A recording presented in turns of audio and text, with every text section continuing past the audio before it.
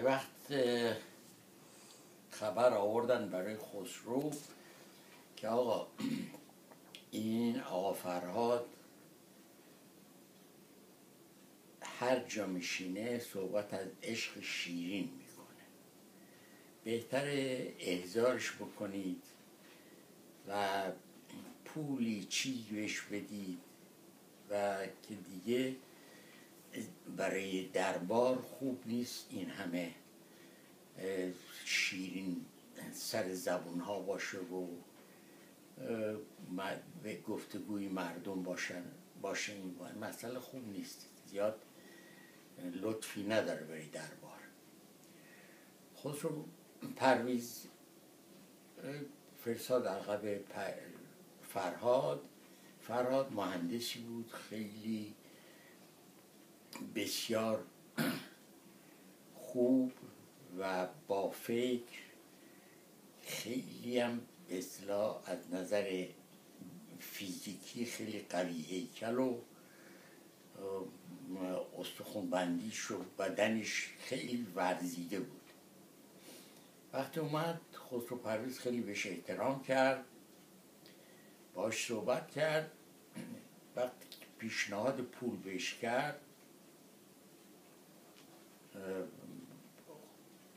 فرهاد مطلقا نپذیرفت، شروع کرد صحبت کردن. حکیم نظامی این مناظره رو تقریبا اینجوری شروع میکنه، من الان تمامشم شاید تو حافظم نباشه. نخستین بار گفتش کس کجایی، بگفت از دار ملک آشنایی،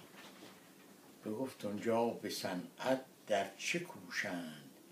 بگفتند و خرند و جان فروشند، بگفت تا جان فروشی در ادب نیست، بگفت از عشق بازان این عجب نیست، بگفت از دل شدی عاشق بدینسان، بگفت از دل تو میگویی من از جان، بگفت عشق شیرین بر تو چون است، بگفت از جان شیرینم فزون است،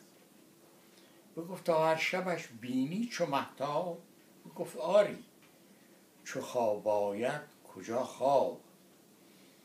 بگفت گر خرامی در سرایش،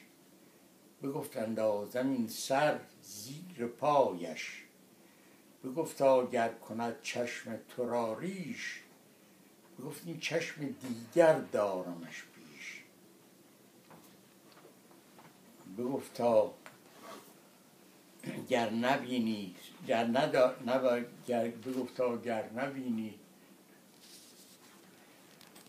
بگفت گر نداری سوی او راه، بگفت از دور شاید دید در ما، بگفت دوری از مه نیست در خور، بگفت آشفته از مه دور بهتر.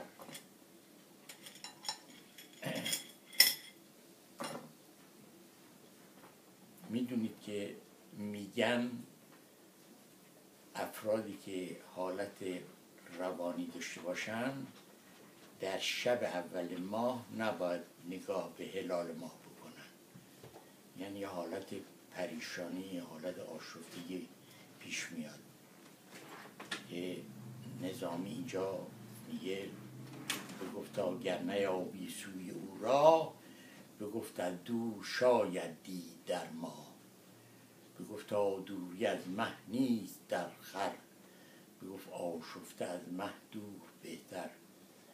بگفت گر بخواهد هر چه داری، بگفت این از خدا خواهم بزاری، بگفت گر